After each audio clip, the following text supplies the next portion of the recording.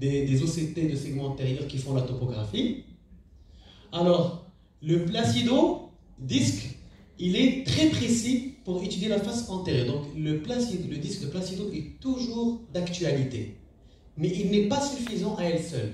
Il doit être dans la machine que vous devez utiliser, mais il ne doit pas être seul, il doit être couplé à une deuxième technologie. Pourquoi? Parce qu'il est très sensible aux anomalies du film lacrymal et aux anomalies de l'épithélium. Il y a l'étude de la surface antérieure par le pentacam. C'est peu précis. Pourquoi? Parce que c'est une reconstruction de la tomographie à une topographie. Il est très sensible aux anomalies du film lacrymal, très sensible aux anomalies de l'épithélium. Pour l'étude de la face postérieure, alors, le Placido n'étudie pas la face postérieure, mais le pentacam ou toutes les machines avec Scheimpflug étudient la face postérieure. C'est une bonne précision, mais lorsque vous avez une cicatrice, un haze, vous avez une petite opacité, un infiltrat au niveau de la cornée, le Scheimpflug devient folle et il vous donne des fausses épaisseurs au niveau des points où il y a des infiltrats. Et ça va modifier les élévations, ça vous donnera peut-être des fausses élévations.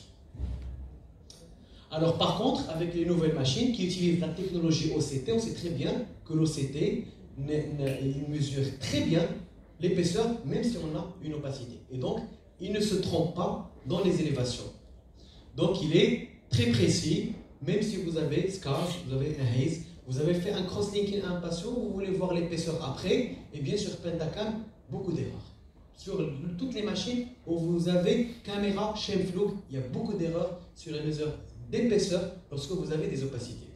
Des haze, scars, lorsque vous avez des PKR avec des haze, les épaisseurs que nous prenons avec les Scheimpflug sont fausses. Alors, pour l'étude pachymétrique, bien sûr, on peut l'étudier avec Pentacam, donc je viens de le dire que ce n'est pas très précis, et les machines par OCT donnent une meilleure précision au niveau des épaisseurs. On sait très bien que l'OCT mesure très bien les épaisseurs, même s'il y a des opacités. Alors, quelle est la nouvelle contribution de l'OCT en imagerie de la cornée? Ça, c'est la nouveauté. J'ai encore un quart d'heure. Alors, regardez-moi cette dame. Comment vous pouvez mesurer sa taille? À partir d'où vous allez mesurer sa taille? Réponse banale. À partir de quel niveau? Vous allez la mesurer d'ici ou du cuir chevelu? Cuir chevelu. Voilà. Vous le connaissez tous. Si on veut mesurer sa taille, et si on se base sur le cheveu, est-ce que sa taille va être la même comme ça et comme ça? Non. Non. Vous avez cette image de nature. Vous avez une machine qui va, ou un avion, ou n'importe quoi, un topographe, ou quelque chose qui va mesurer les hauteurs. Et vous avez une machine qui va aller mesurer à partir d'ici. Mais quand vous allez aller mesurer, vous allez aller à partir du niveau de la Terre. Et vous allez mesurer ici. Donc, la hauteur prise par je ne sais pas, cet appareil qui mesure, le topographe pris de cet avion-là, va nous donner que la hauteur ici est plus grande qu'ici. Alors que la réalité est que la hauteur ici est plus grande ici. Et nous savons très bien que l'épithélium est variable et il change. Et tout ce qu'on mesure à travers les larmes et l'épithélium est faux. Regardez. Alors, l'apport, c'est le mapping épithélial. C'est-à-dire que si on n'étudie pas le mapping épithélial, nous sommes en train de vouloir mesurer ça, mais en réalité, nous mesurons uniquement ça. Tout ce qu'on fait jusqu'à aujourd'hui, sans mapping épithélial, c'est mesurer ça. Alors que nous, pour faire un bon diagnostic, il faut mesurer ça.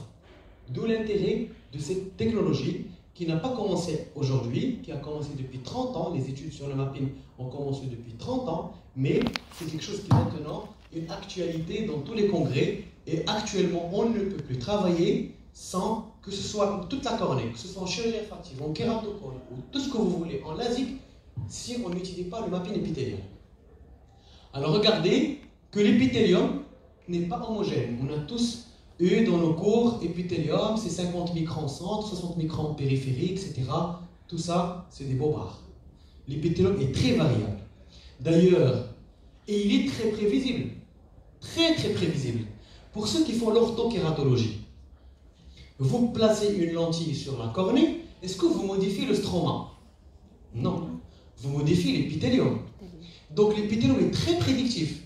Vous lui mettez une lentille qui va devoir donner -3 et vous obtenez -3. Vous voulez donner une lentille de -2 et vous obtenez -2. Regardez la prédictibilité de l'épithélium. C'est-à-dire, le comportement de l'épithélium, on le connaît. Il faut l'analyser et ça nous permettra d'analyser aussi le stroma. Donc regardez, donc, le mapping doit être utilisé dans la chirurgie réfractive, le kératocone et toutes les procédures thérapeutiques, même quand on a fait un LASIK, on a une complication, on veut reprendre le patient, il faut obligatoirement faire ça. On va voir quelques... Donc ça, c'est le monsieur qui l'a inventé, Dan Reinstein, qui a fait beaucoup d'études. Alors regardez, le comportement de l'épithélium est très connu. Nous avons ici un bombement. Donc ici, vous avez les deux critères habituels. Pour ceux qui m'ont posé tout à l'heure la question, les différentes machines, l'analyse, mais c'est le même principe. Ça, c'est le MS39, c'est les mêmes images que nous avons au niveau du Cirrus. Eh bien, c'est la même chose, une asymétrie carte axiale, un bombement d'élévation, c'est un kératocone. Maintenant, regardez l'épithélium. Vous avez un émincissement épithélial au sommet du cône. L'épithélium, son rôle, c'est quoi? Son rôle, c'est d'effacer les bombements. C'est-à-dire qu'il va essayer de venir d'homogénéiser la cornée, de la rendre la plus smooth, la plus régulière possible. Je le compare à l'accommodation de l'hypermétrope. Un patient hypermétrope, vous lui faites une réfraction sans cycloplégie. Vous pouvez avoir 0. Est-ce que vous êtes sûr qu'il n'est pas hypermétrope? Non. Vous mettez le skiacol ou l'atropine, vous pouvez avoir plus 5, plus 6. Donc, l'accommodation, elle essaie de cacher les anomalies, elle essaie de faire son maximum pour cacher cette hypermétropie. L'épithélium, au même titre, il essaie de cacher le kératocone. S'il y a un kératocone débutant, il va faire son maximum pour le cacher. C'est pour ça qu'on disait les kératocones postérieurs apparaissent en premier. Le kératocone apparaît aussi dans le stroma antérieur, mais il est caché par l'épithélium. Donc faire une tomographie sans mapping, c'est comme faire une réfraction sans cycloplégie. Donc une cornée normale et une cornée ectatique, un bombement avec un émincissement au sommet du cône et un bombement autour du sommet. Donc, ça c'est des diapos de Dan Reinstein. Donc, l'épithélium, il cache beaucoup de choses. Quand vous avez des cicatrices au niveau de la cornée, eh bien, il va les cacher. Dernièrement, j'ai fait une PKR chez un patient qui avait déjà une petite blessure. Quand j'ai enlevé l'épithélium, eh bien, j'ai eu une dépression au niveau d'une zone. C'était de l'épithélium, alors qu'on ne la voyait pas au niveau de la topographie, c'était un peu régulier.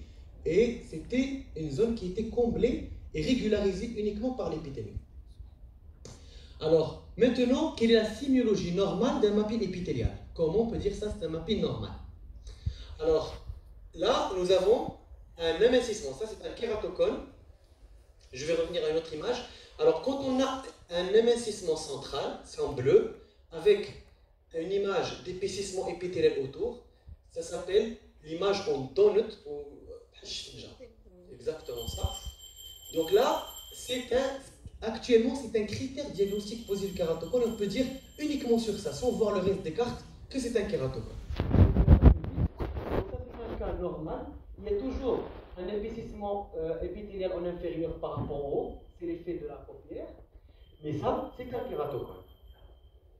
Donc nous avons le comportement, donc on l'a dit Reusi, il s'amincit au centre. Regardez ça. Ça, nous avons une tomographie qui semble être normale, carte axiale normale, symétrique. Nous avons une carte d'élévation qui est normale, mais nous avons un émincissement. Donc là, c'est un patient qu'on aurait pu éventuellement faire un LASIK, mais peut-être qu'il allait faire une ectasie. Et ça explique les cas d'ectasie post-LASIK sur des topographies qui étaient normales. Et donc là, nous avons un émincissement, c'est-à-dire qu'il y a un bombement, mais qui a été modelé et caché par cet épithélium. Et l'inverse, nous allons avoir une cornée qui est asymétrique sur la face antérieure, élévation post-normale, mais c'est des patients, en général, quand on voit ça, on refait la topographie, c'est pas la peine de vous opérer, ou bien on fait une PKR, et parfois on a vraiment peur. Mais si on fait un mapping, on va voir que ce n'est pas un bombement stromal, mais c'est un bombement épithélial. Et ça, quand on voit un bombement épithélial, on est sûr que ce n'est pas un kératocone et vous pouvez faire un LASIK sur un patient comme ça. Il y a des études avec des reculs sur ça. Alors, l'analyse du mapping de thickness of the epithelium, donc ça élimine les faux positifs. C'est-à-dire que la topographie classique nous dit c'est un kératocone, mais en réalité, donc, ça va nous faire recruter et opérer des patients à qui on a dit non avant. Je fais un peu vite. Alors ça, c'est les différents types. Ça se répète un petit peu. Donc le point le plus fin, ici ça devient plus fin, ici ça s'épaissit. Alors, le mapping épithélial, donc plus on va avancer dans le kératocone, le sommet va s'amincir, l'épithélium au niveau du sommet va s'amincir, au niveau de la périphérie va s'épaissir, et ça nous permettra aussi d'être un critère de progression de la maladie. C'est-à-dire que sur le même patient, vous faites des mappings. Si nous avons la différence entre l'épithélium le plus fin et l'épithélium le plus épais qui s'agrandit, eh bien ça veut dire que ce patient est en train de progresser. Donc là, regardez, normal, vous avez un kératocone débutant, un kératocone avancé, et on peut faire l'évolution avec le mapping. Est-ce qu'on peut croire à une topographie sans mapping? Actuellement, non. Maintenant, je fais un petit comparatif des différentes... voilà. Alors, pour la face antérieure, alors excusez-moi, antérieure, pause, il y a la partie où on a dit le tableau. Bon, je voulais voir les différentes machines, le Placido. Alors ici, il y a le Placido, le Scheimpflug et l'OCT. Placido, Scheimpflug, OCT, c'est Zidalfort. Alors, est-ce que ça examine la face antérieure? Oui, mais pas le reste. Pour le Scheimpflug, il examine la face antérieure-postérieure, mais il est moins précis. Il est moins précis quand il y a des cicatrices et du haze. Il y a un grand risque de mauvais alignement. Il est affecté par le film lacrymal. Par contre, l'imagerie par OCT est assez précise, même s'il y a des cicatrices. Elle est précise, très peu de risque de mauvais alignement. Elle est moins affectée par le film lacrymal puisqu'elle va déterminer l'épithélium, elle va déterminer le stroma.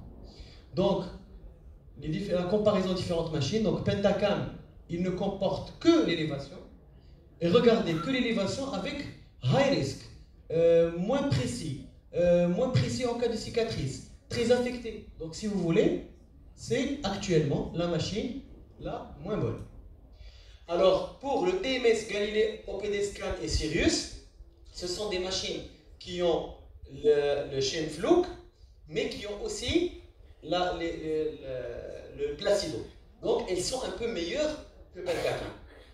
Et vous avez les différentes technologies qui combinent les deux, qui combinent la face antérieure avec Placido et qui étudient les épaisseurs avec moins de risques, moins affectés par le haze, avec moins de risques de mauvais alignement. Donc, la meilleure combinaison est l'association de l'OCT avec le Placido.